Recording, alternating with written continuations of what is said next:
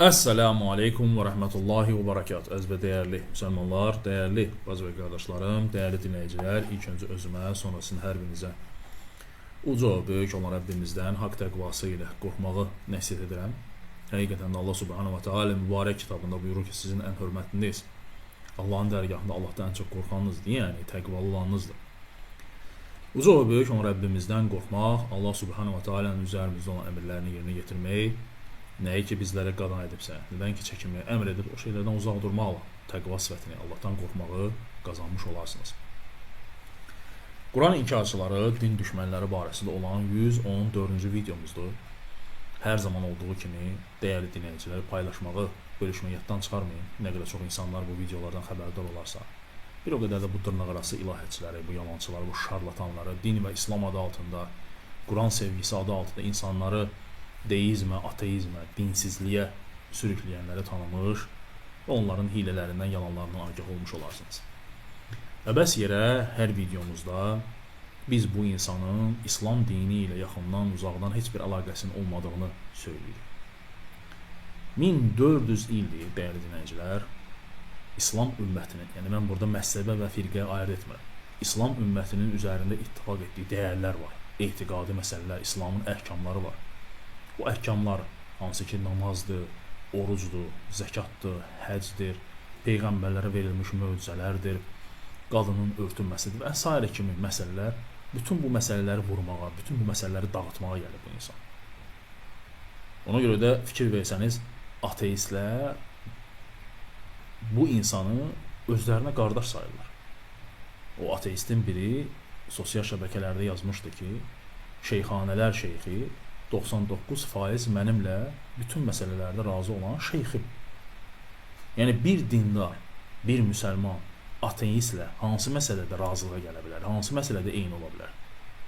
Halbuki ateist deyir ki, 99% mənimlə bütün məsələlərdə razılaşan birisi, şeyxim. Bu bir məsələ hansıdır ki, hansı ki bunlar razılaşmır. O da İslam adını, müsəlman maskası adı altında, İslam pərdəsi adı altında özünün batil etiqadını, dinsizliyi insanlara yeritməsidir. Və sana bir dənə bu 1% məsələdir ki, bu ilə razılaşmırlar bir-birinə. Çünki o bu sözünü ateist deyir və kim olduğunu etiraf edir. Bu isə ateizmə aid olan, dinsizliyə aid olan bütün İslamın əhkamları hamısını vurur və deyir ki, mən müsəlmanam. Bir dənə adı saxlayıb üzəri. Ona görə biz buradan da ona deyirik ki, əgər istəmirsənsə ki, bu videolar çəkilsin sənin barəndə, çıx bir dənə etiraf elə ki, mən ateistəm və yaxud da mən agnostikam, diagnostikam, nə zibilsən, bilinmir. Ondan və salam. Biz səndən əl çəkək. Daha bu videolarda heç çəkməyək. Lakin bu videoları çəkməyimizdə bizim məqsədimiz, həmişə dediyimiz kimi, müsəlmanları bunun gətirdiyi o Allahın və Peyğəmbərin adına atdığı yalanlara, iftiralara nədir? Aydınlıq gətirməkdir ki, müsəlmanlar çaşqınlığa düşməsinlər. Məsələlərin hansı yerdə olduğunu, məsələlərin necə olduğunu, İslam dinində Allah və Rasulü bizə necə açıqladığı bu məsələləri insanlar bilsinlər. Məsələ. Deməli, bugünkü mövzumuz qurbanlıqla bağlıdır və bilirsiniz ki, İslamın iki böyük bayramı var.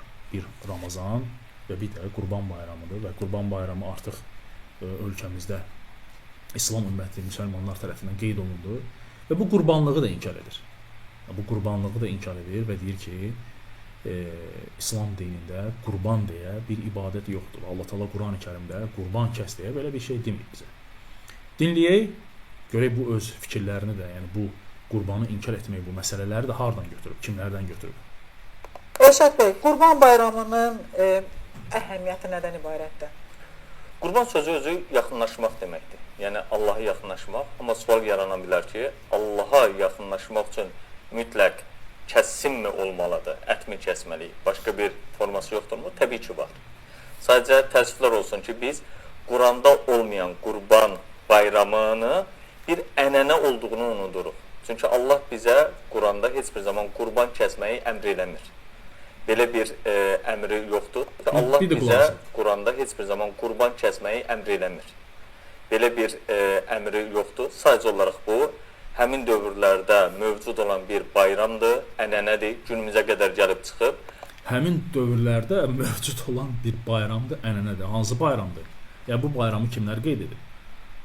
Bu bayramı bizə Allah Quranda əmr edir. Peyğəmbər sallallahu əleyhi və səlləm sünnəsində, hədislərində bizə əmr edir. Sahabelər bunu deyir. 1400 ildir müsəlmanlar İslam ümməti məzhəbindən, firqəsindən asılı olmayaraq bu bayramı qeyd edir.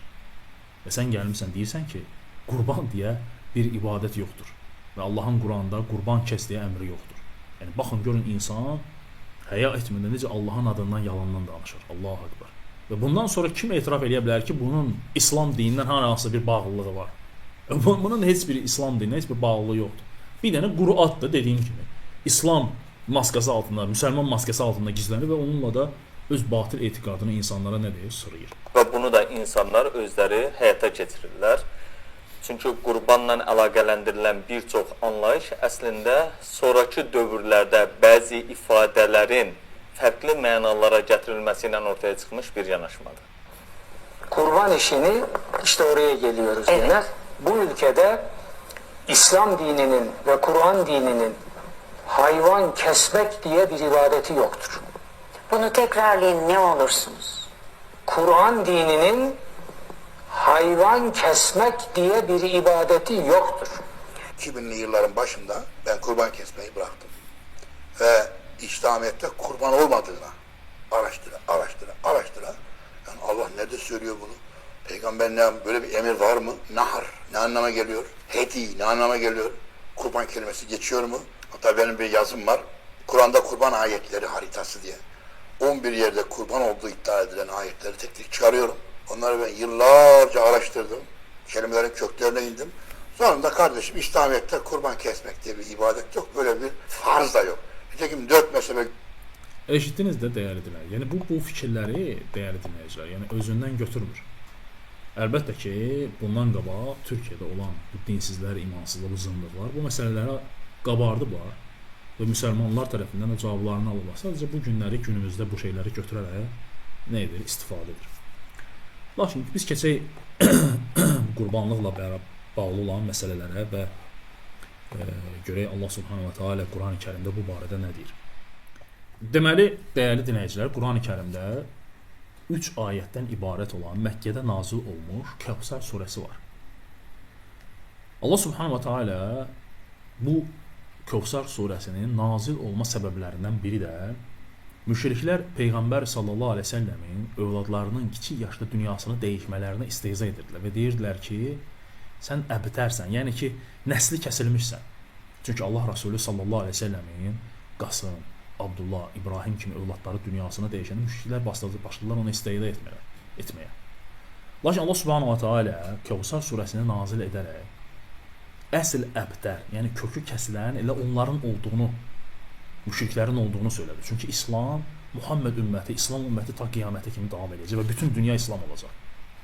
Allah Subhanahu va Taala Peyğəmbər sallallahu əleyhi və səlləmin bu yoluna bərəkət verir. Və bu surədə 2-ci ayətdə Allah Taala buyurur ki, "Fəsalli li rabbika venhar." Nəhər kəlməsi var. Alimlər söyləyirlər ki, Allah Subhanahu va Taala müşriklərin Peyğəmbər sallallahu əleyhi və səlləmə bu cür istehza etmələrinə qarşılıq olaraq Allah Taala "İnna a'taynakal kevsar", yəni Allah Taala cənnətdə Peyğəmbər sallallahu əleyhi və səlləmə gözəl bir Kəvsər bulağı bəxş etdi. Və sonra Allah Taala Allah Rasulü sallallahu əleyhi və səlləmə buyurur ki, "Fəsalli li rabbika venhar", öz Rəbbin üçün namaz qıl və sonra nə etkinə? Qurban kəs. Qurban kəs.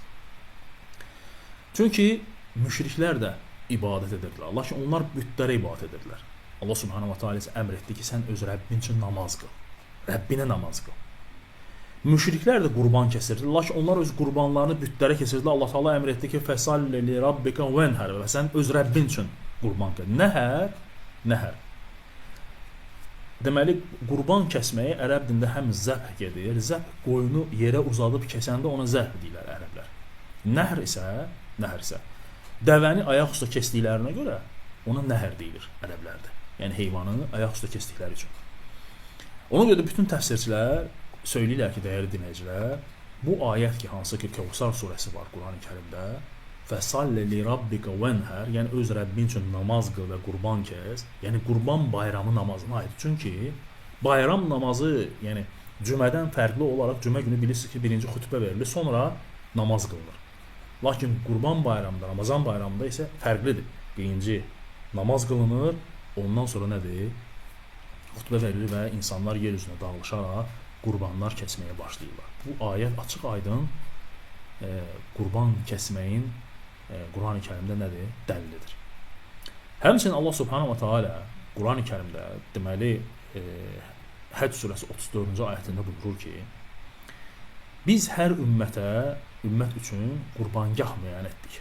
Allahın onlara ruzi olaraq verdiyi heyvanları qurban kəsinlər. Allahın adını çəkərək nə etsinlər? Qurban kəsinlər. Sizin tanrınız tək olan Allahdır. Yalnız ona itaət edin, sən müti olanlara müjdə ver. Allah Subhanahu taala Həcc surəsində buyurur. Başqa bir ayətdə isə Ənam surəsində isə Allah Taala buyurur ki, de, şübhəsiz ki mənim namazım da, qurbanım da, həyatım da, ölümüm də aləmlərin Rəbbi olan Allah üçündür. Bu ayətlər qurban kəsməyin Allah Taalaya ibadət olması üçün Qurani Kərimdən olan dəlillərdir. Peyğəmbər sallallahu əleyhi və səlləmin sünnəsinə baxdıqda isə burada yüzlərlə hədislər var, hansı ki Allah Rəsulü sallallahu əleyhi və səlləm həcc vaxtı və yaxud da həcdən kənarda başqa vaxtları ümmətinə qurban kəsməyi və imkanı olub da qurban kəsməyənlərin hansı cəza gözlədiyini və s. kimi hədislərdə bizlərə nədir? Varid olmuşdur. Və bütün bunlar hamısı dəlildir ki, dəyərli dinləyicilər, Allah Subhanahu wa Taala Qurani Kərimdə qurban kəsməyi, Allah üçün qurban kəsməyi bizlərə əmr etmişdir. Bu böyük bir ibadətdir, hansı ki 1400 ildir İslam ümməti bu ibadəti yerinə yetirir və qiyamətə qədər də bu ibadət davam edəcək. Sadəcə dediyim kimi, bu günləri bu cür İslam maskası altında, müsəlman maskası altında gizlənmə bu şarlatanlar çıxıb insanları, müsəlmanları öz dəyərlərindən, öz əhkamlarından nədir? Uzaqlaşdırmağa çalışırlar və bununla da heç bir şeyə nail olmayacaqlar, öz zəlalətlərini artırmaqdan başqa. Allah Subhanahu wa Taala dua edirəm ki, Allah Taala bizi Quran və sünnə üzərində sabit etsin, bizlərə haqqı haqq olaraq göstərsin və o haqqa tərəf yürüməkdə bizi yardımcı olsun. Batili isə batıl olaraq göstərsin və o batildən, batil əhli ilə bir yerdə uzaqlaşmaqda bizə nədir? Yardımcı olsun. Allaha əmanət olun. Əssəlamu aleykum və rəhmətullahi və bərəkətuhu.